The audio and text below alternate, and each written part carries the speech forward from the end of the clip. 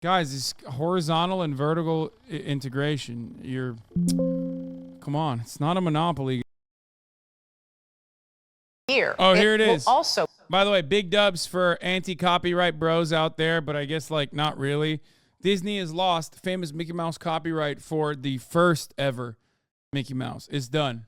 Be when copyright not like the current Mickey Mouse, but this one, the Steamboat Willie one. Protections expire on a number of well-known books, films, and musical compositions. That includes works like All Quiet on the Western Front, Peter Pan, and the Marx Brothers musical Animal Crackers.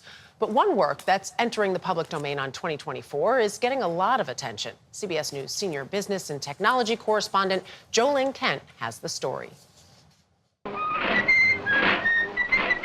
It's a simple early rendition of perhaps the most recognizable cartoon character ever created. The 1928 animated short Steamboat Willie marked the film debut of Mickey Mouse. And Minnie, too. Now, almost 100 years later, this landmark piece of entertainment will enter the public domain, meaning Disney will lose its right to control it, and others can use the images as they wish. This was set to happen years ago, until Disney, with other groups, got Congress to pass extensions. But the last of them expires at midnight on New Year's Eve. And what basically is happening now is that we will be able to do to the great works of Disney what Disney did to the great works of the public domain before him. And that's how creativity is supposed to happen. We build on our past. Lawrence Lessig is a Harvard law professor and expert on copyright issues. So this is a bit of a full circle moment then. Absolutely. And I think he's a big time Wolfpack advocate too. He's like a big anti money and politics guy, right? Isn't it? I think this is Disney should celebrate. I remember him from my TYT days. Because what we know about the creativity of Walt Disney and the Disney Corporation Wolfpack. is that they've made stories relevant. Wolf-pack.com. So starting on Monday, anyone has the legal right to use Mickey and Minnie Mouse in new creative works like books and films. But there's an important caveat. It has to be the Steamboat Willie versions, not the more familiar renditions of the characters that followed. What are the limitations? What are you not allowed to do? You cannot use the characters in a way that misleads consumers into thinking that Disney has produced or sponsored your product. Jennifer Jenkins teaches at Duke Law School, specializing in intellectual property and the public domain. The way I think about that is the public domain is like a box of chocolates. You never know what you're going to get. Oh, God. Case in point, Winnie the Pooh. Winnie the Pooh, Winnie the Pooh. He walked out of the 100-acre wood and into the public domain 2 years ago when the original literary work lost its protection. And that led to this.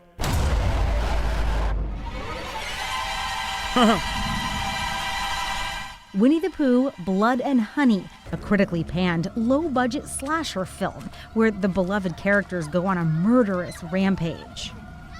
Blood and Honey was buzzworthy because of the shock value, because it grossed people out. But in the long run, our culture gets to decide what kinds of public domain reuses. Oh, shit. I was literally going to watch this When 3 the clock weeks ago when it strikes first came midnight out. tomorrow, Our culture gets enduring appeal. Disney is the poster child for just how valuable the public domain is. If you think about their beloved movies that we've all watched, so many of them are based on public domain works. We've got The Lion King and Frozen and The Little Mermaid and Sleeping Beauty and Snow White. I could go on. And so that makes this moment deeply symbolic and highly anticipated because Mickey Mouse is the emblem of both of those tendencies. Steamboat Willie is getting lots of attention, but in recent years, copyright expirations have become routine.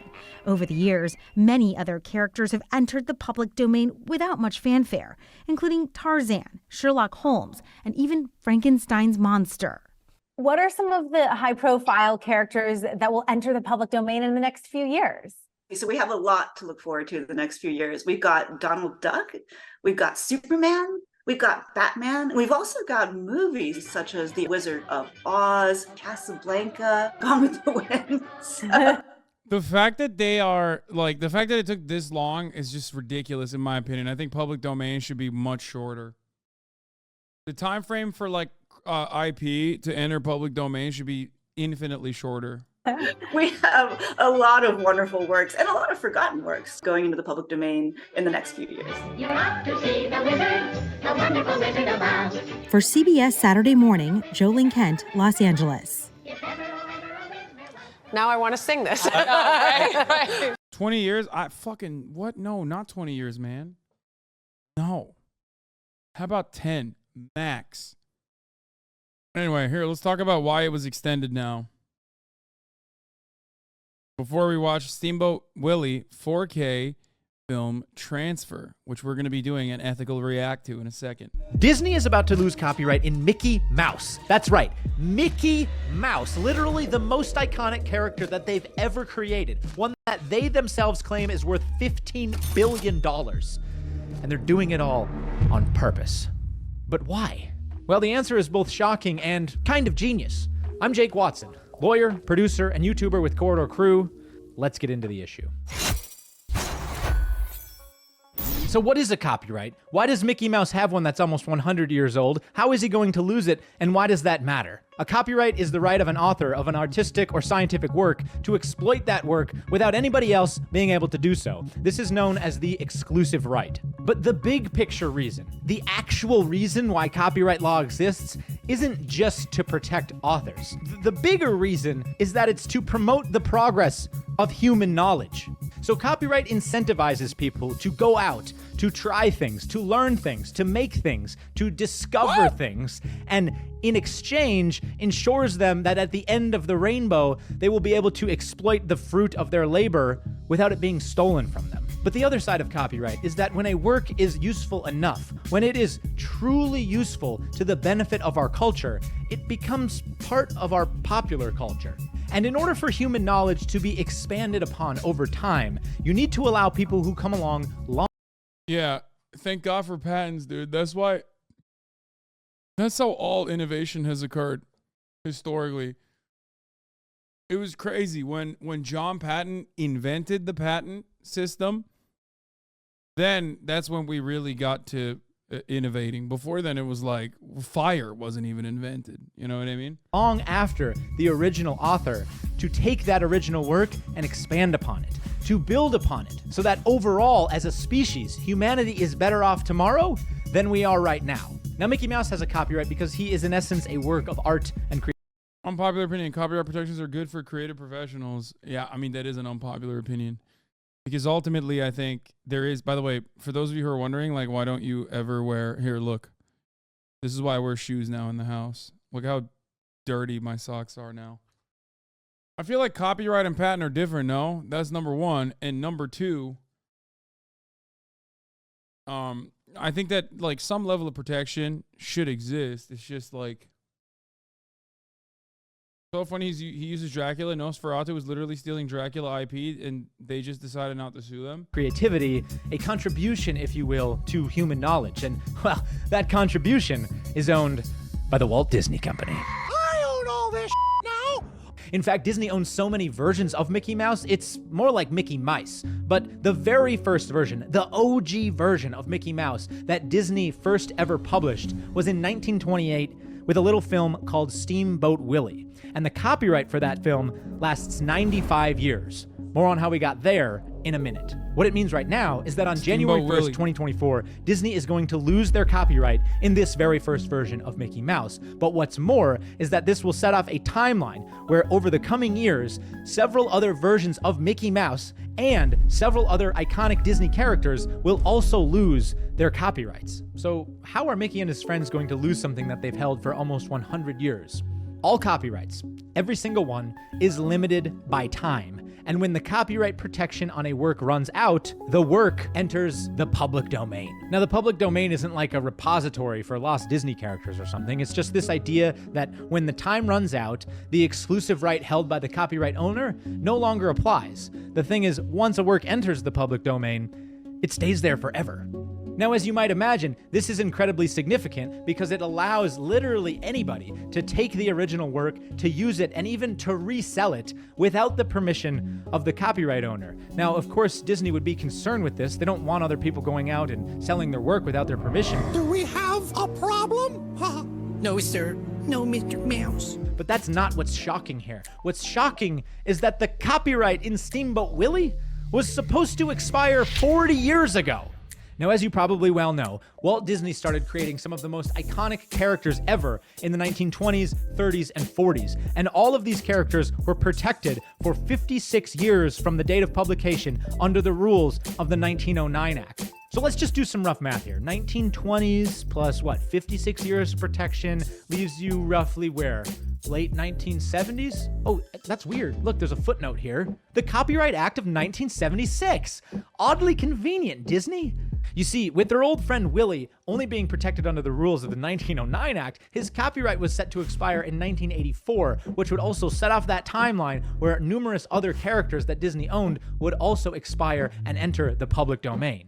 So what was Disney to do? Well, let's see. You've got a multi-billion-dollar character about to be pushed into the public domain. Oh yeah, that's right. They did exactly what you think they did, which was to embark on a very serious lobbying effort to get Congress to pass the Copyright Act of 1976. And I gotta say, the effort worked because the act extended copyright to characters created before 1978 for a total of 75 years, an additional 19 years above and beyond the original rules of the 1909 Act. See, Minnie? Money can buy happiness. And laws. Haha. I don't want to completely undermine the 1976 Copyright Act by saying that it was entirely because of Disney. I mean, there were several other legitimate reasons why it was created and passed, and efforts for its development began in the early 1960s. It also codified the fair use doctrine, which is awesome, but also Disney. And look, well, it is nearly impossible to obtain comprehensive information on Disney's lobbying efforts from 1960 to 1975. Disney, even today, self-reports that they spend between $4 and $5 million per year on federal lobbying alone, which doesn't sound like all that much, but when you consider that this is self-reporting, that they claimed in 1997 their mouse was worth $8 billion, and they have numerous other connections with very influential lobbying groups like, oh, I don't know, the National Association of Public Broadcasters, the NCTA Internet and Television Association, and the Motion Picture Association of America. Look, I'm not blaming them. I'm just saying they like their mouse. That's why in 1998, Disney once again lobbied Congress, this time to pass the Copyright Term Extension Act. The Copyright Term Extension Act did exactly as the name implies, and that was to amend the 1976 Act to expand copyright protection by an additional 20 years. For a total of 95 years. Once again, only for works created before 1978. Now, Disney's influence here cannot be overstated. For starters, one of the more derisive terms for the act was just to call it the Mickey Mouse Protection Act. That's probably because, in addition to self-reporting $6.3 million in lobbying efforts for the act, Disney also made significant campaign contributions to key people involved in the development and passage of the act. By some reports, 18 of the 25 congresspeople who originally sponsored the bill received $800,000 campaign contributions. This is also why Little directly Rhonda from Disney, including the Senate majority. Was slated to suck a fat one. You can't go up against the Disney, man. You can't go up against the mouse.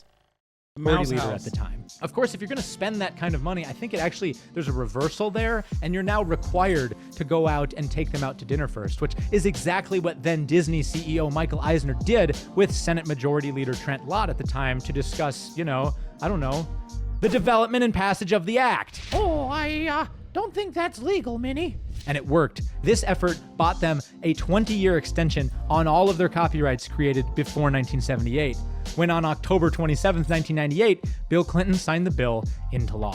Now, it's at this point in Disney's journey that I need to stop for a second, because what they did here is really dumb. They did not use today's sponsor, Squarespace. You see, Squarespace has been building and improving their platform for so many years now. There's so much more than just beautiful award-winning templates and 24/7 award-winning customer service. Of course, they still have those things. But Squarespace today, right here, right now, is an all-in-one platform for building your business and growing your audience. I'm going to show you the link.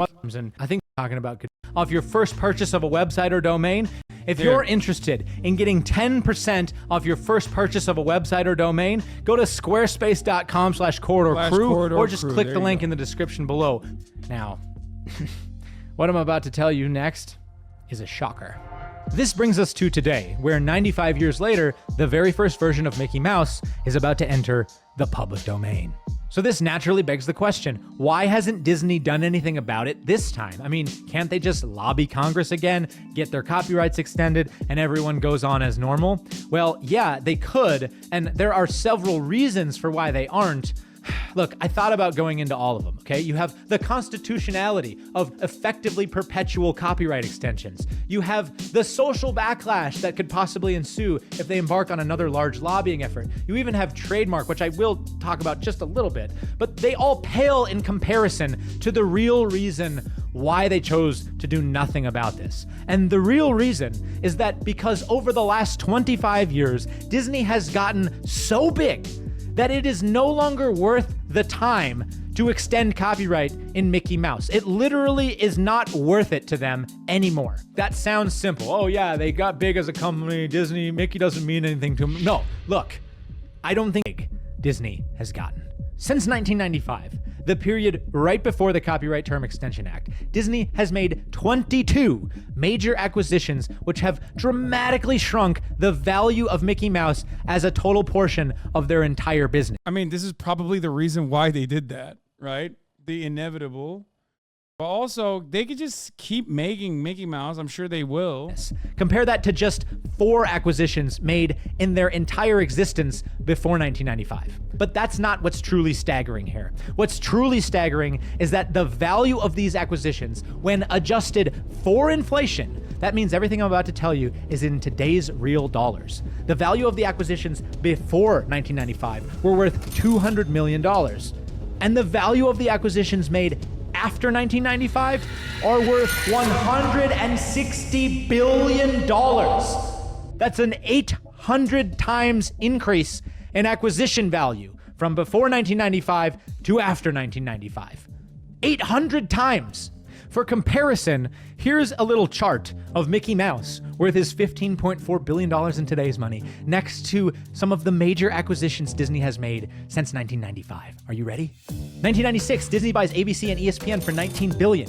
06, Disney buys Pixar for $7.5 billion. 09, Disney buys Marvel for $4 billion. 2012, Disney buys Lucasfilm for $4 billion. 2019, Disney buys 21st Century Fox for a staggering $71.3 billion. And on November 6th of this year, Disney announced an $8.6 billion deal to acquire full control of Hulu. So now they own ABC, ESPN, Hulu, 21st Century Fox, Pixar, Marvel, and Lucasfilms. That's why it was funny when like people were talking about Elon Musk taking Disney out of the Teslas, like the Disney app out of the Teslas, while still keeping Hulu in the Teslas. And they've all acquired them since 1995. Mickey who? I am really strong. No, you're not. Holy crap. Like I wrote this. This is the 7th time I've gone through this. It still blows my mind. Think about it this way. Even when Mickey Mouse does enter the public domain, say you could go out there and you make something really cool with Mickey Mouse, something well within your rights, something 100% in the manner that copyright was intended to promote the progress of science and the use. Guys, it's horizontal and vertical integration.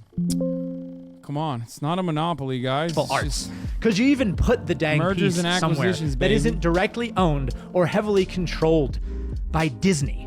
Oh, but Jake, you could put it on YouTube. Yeah, that's a great idea. It gives me another idea.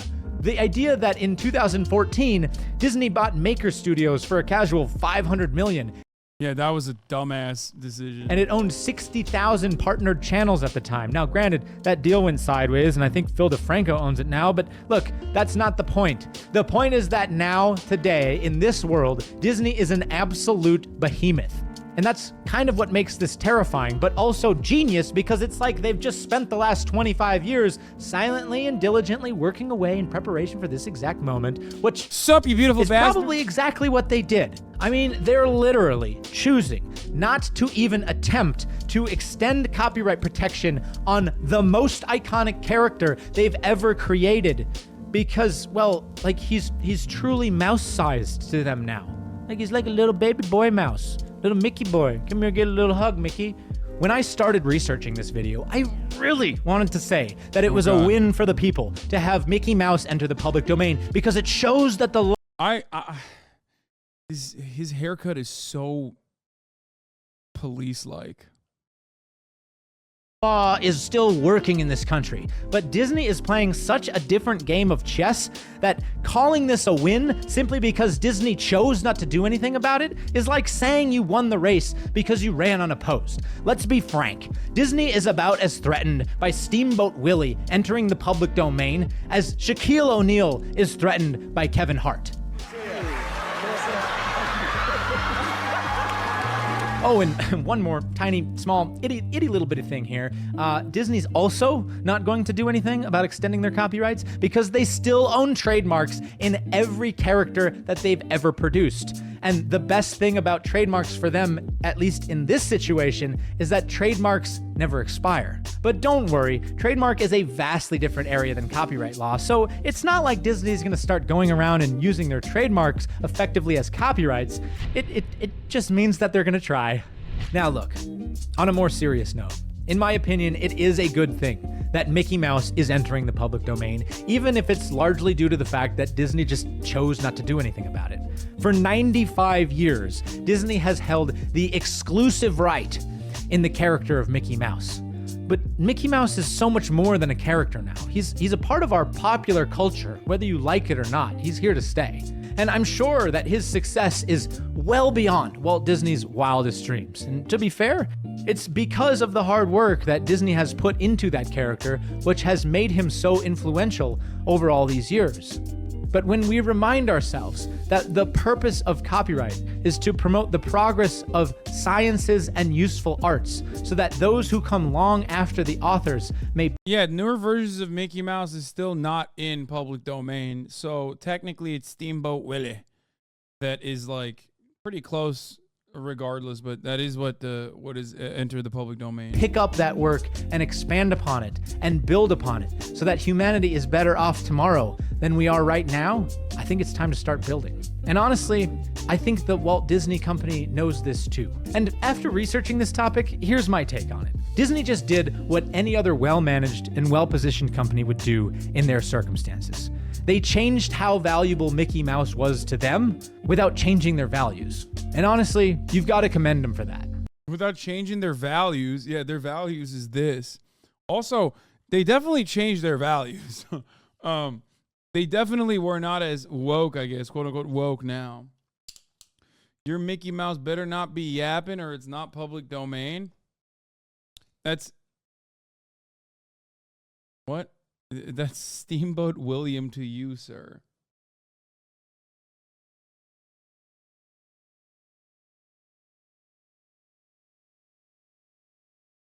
The mouse itself was an anti-Semitic caricature. The name itself originally was Mortimer. Mortimer. Oh, man. What is this? This is some great hog content. What is that? I mean, I do recognize that I'm at Fox TV. I have a sense of loss.